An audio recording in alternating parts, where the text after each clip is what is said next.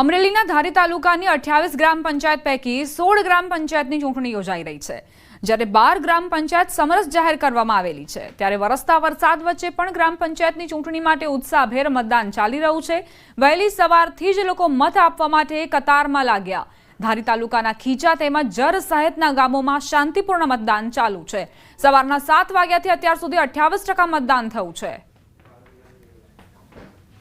ગ્રામ પંચાયતની સરપંચ અને સભ્યોની આજરોજ ચૂંટણી છે અને ચૂંટણીમાં મતદારો સ્વયંભૂ ભારે ઉત્સાહથી મતદાન કરવા માટે આવે છે।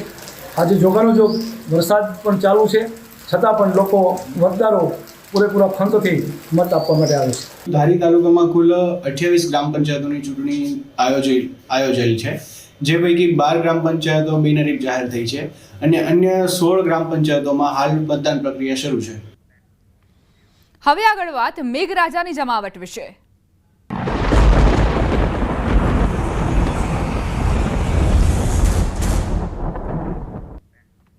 મહત્વપૂર્ણ સમાચાર। બપોરે 4 વાગ્યા સુધી 7 જિલ્લામાં વરસાદનું રેડ એલર્ટ અપાયું છે। બનાસકાંઠા, સાબરકાંઠા, અરવલ્લીમાં રેડ એલર્ટ, છોટાઉદેપુર, દાહોદ, મહીસાગરમાં પણ રેડ એલર્ટ। 22 જિલ્લામાં વરસાદનું ઓરેન્જ એલર્ટ અપાયું છે। સૌરાષ્ટ્ર કચ્છમાં 4 વાગ્યા સુધી વરસાદનું ઓરેન્જ એલર્ટ અપાયું છે। પાટણ, મહેસાણા, આણંદમાં ઓરેન્જ એલર્ટ, તો વડોદરા, ભરૂચ, સુરત, નવસારીમાં પણ ઓરેન્જ એલર્ટ આપવામાં આવ્યું છે। રાજ્યમાં સાર્વત્રિક વરસાદી માહોલ જોવા મળી રહ્યો છે। ક્યાંક હળવો વરસાદ ખાબક્યો છે, ક્યાંક ભારે વરસાદ પણ નોંધાયો છે। સૌરાષ્ટ્ર કચ્છમાં 4 વાગ્યા સુધી ઓરેન્જ એલર્ટ આપવામાં આવ્યું છે। દક્ષિણ ગુજરાતમાં મેઘરાજા મન મૂકીને વરસ્યા। એવામાં કેટલીક જગ્યાઓએ લોકો તણાયા તો કેટલાક લોકો ફસાયાની ઘટનાઓ બની। ભરૂચમાં કપલ બ્રિજ પર ફસાયું, છોટાઉદેપુરમાં ભારજ નદીમાં આધેડ તણાયો, તો આ તરફ પાનમ નદીમાં યુવક ફસાયો હતો, જેને 4 કલાક બાદ રેસ્ક્યુ કરાયું હતું।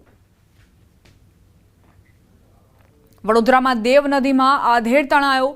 વાઘોડિયા તાલુકાના ગોળાધરા ગામ પાસેની દેવ નદીમાં બનાવ બન્યો। હળ અને બળદ સાથે આધેડ નદીમાંથી પસાર થતા બનાવ બન્યો। 2 દિવસથી દેવ ડેમમાંથી નદીમાં પાણી છોડાઈ રહ્યું છે, જેના કારણે દેવ નદીમાં તેજ પ્રવાહ સાથે પાણી વહી રહ્યું છે। વહીવટી તંત્ર દ્વારા પણ દેવ નદી કિનારાના લોકોને સલામતી માટે સૂચના આપવામાં આવી છે। બનાવના પગલે મોટી સંખ્યામાં ગ્રામજનો નદી કિનારે પહોંચ્યા। સ્થાનિક તરવૈયાઓ દ્વારા નદીમાં આધેડ શ્રમજીવીની શોધખોળ હાથ ધરાઈ। રાજસ્થાનમાં ભારે વરસાદને લઈ મેશ્વો નદી બે કાંઠે વહી છે। શામળાજી અણસોલ પાસે મેશ્વો નદીમાં નવા નીરની આવક થઈ। ઉપરવાસમાં વરસાદને લઈ મેશ્વો ડેમમાં નવા નીરની આવક નોંધાઈ છે। ઉપરવાસમાં વરસાદથી મેશ્વો નદીમાં પાણીનું જળસ્તર વધ્યું। મેશ્વો નદીના આકાશી દ્રશ્યો પણ સામે આવ્યા। સંવાદદાતા હાર્દિક જોડાઈ ગયા છે વધુ જાણકારી સાથે। હાર્દિક, મેશ્વો નદી છલકાઈ છે, શું વિગત?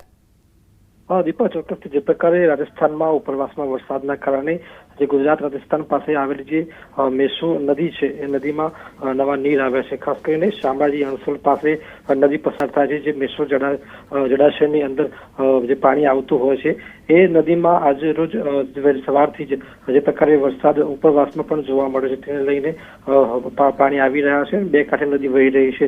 ચોક્કસથી જે પ્રકારે મેશ્વો જળાશયમાં નવા નીરની આવક થઈ રહી છે। અરવલ્લી જિલ્લામાં પણ છેલ્લા 2 દિવસથી વરસાદના કારણે જળાશયમાં નવા નીર આવી રહ્યા છે। એટલે કે વડોદરા તાલુકામાં જે પ્રકારે ઉપરવાસમાં વરસાદના કારણે જે લગભગ તમામ જે નદીઓ છે એ બે કાંઠે જોવા મળી રહી છે। દીપા, આભાર હાર્દિક જાણકારી આપવા માટે।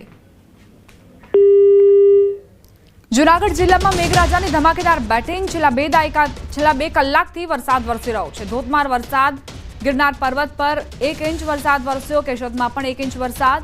ભેંસાણ, મેંદરડા, જૂનાગઢમાં 1/2 ઇંચ વરસાદ પડ્યો। માણાવદર, વંથલી અને માળિયાહાટીનામાં પણ 1/2 ઇંચ વરસાદ ખાબક્યો। ગ્રામ્ય પંથકમાં પણ વરસાદી માહોલ યથાવત છે।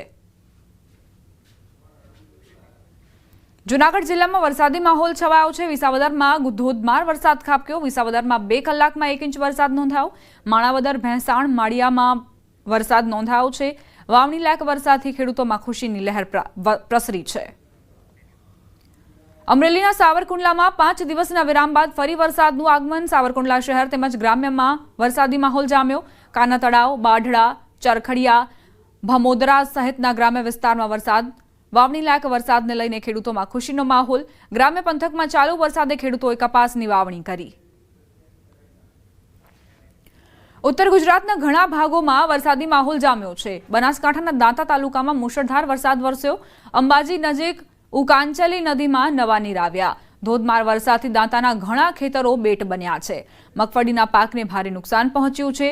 આંબાઘાટ રસ્તા પર પથ્થરો રોડ પર ધસી આવ્યા. રોડ પર પથ્થરો એક સાઈડનો રોડ બ્લોક કરી નાખ્યો.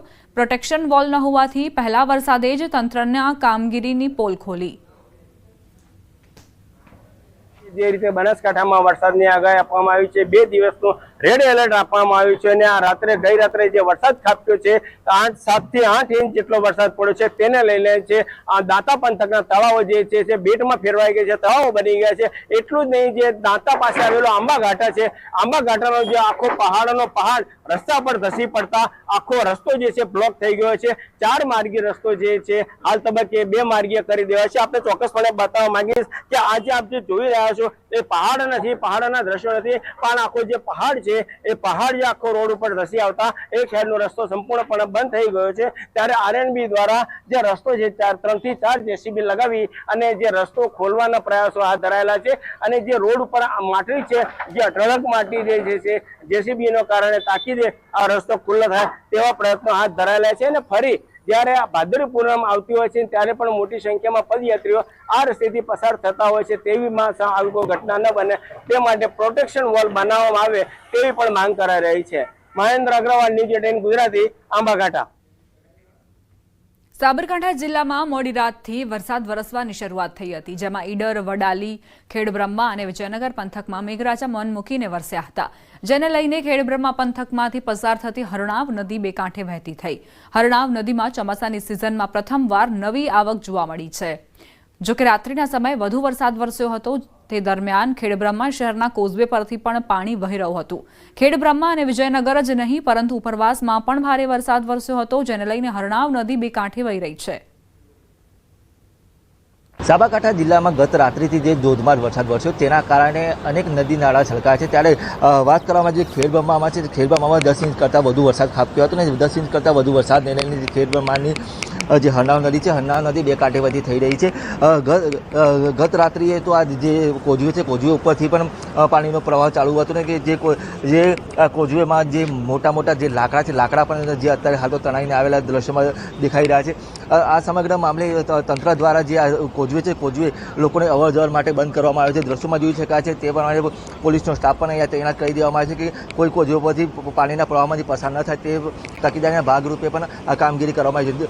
ખેડબ્રહ્મા સહિત જે ઉપરવાસમાં જે વરસાદ વરસ્યો હતો તેના કારણે જે હરણાવ નદી છે, હરણાવ નદી બે કાંઠે વધી થઈ હતી અને જે પાણીનું પુષ્કળ આવક અત્યારે પ્રથમ વરસાદમાં જોવા મળી રહી છે. કે એટલે કે આ જે વરસાદ વરસ્યો અને જે પાણીની આવક થઈ છે જેના કારણે જળાશયોમાં જે નીર છે, નીર ઊંચા આવે છે ત્યારે પાણીની આવકનો પણ વધારો થશે. આ ઉપરાંત જે અન્ય નદીઓ છે, અન્ય નદીઓની વાત કરીએ તો ત્યાં પણ પાણીનો પ્રવાહ હાલ તો અવિરતપણે આવી રહ્યો છે. ઈશાન પરમાર, ન્યૂઝ 18 ગુજરાતી, સાબરકાંઠા. સિઝનના પહેલા વરસાદમાં જ જોવા મળ્યો કહેર. બનાસકાંઠાના ઇકબાલગઢમાં ઘરોમાં પાણી ઘૂસ્યા. નાડીવાસ વિસ્તારમાં ઘરોમાં પાણી ફરી વળ્યા. નાડીવાસમાં કેળસમાં પાણી ભરાયા. વરસાદી પાણી ઘરોમાં ઘરવખરીને ભારે નુકસાન પહોંચ્યું. રહીશોએ પાણીમાંથી ઘરવખરી બહાર કાઢી. મહિલાઓએ બાળકોના ઘોડિયાને પાણીમાંથી બહાર કાઢ્યા. ઘરવખરી પલળી જતા રહીશોના જીવ તાળવે ચોંટ્યા. ઉપરવાસમાં ભારે વરસાદના પગલે અમીરગઢની કલેડી નદી બે કાંઠે વહેતી થઈ. કલેડી નદીમાં નવા નીર આવતા બનાસ નદીમાં નવા નીર આવી શકે છે. જિલ્લાની જીવાદોરી સમાન છે બનાસ નદી.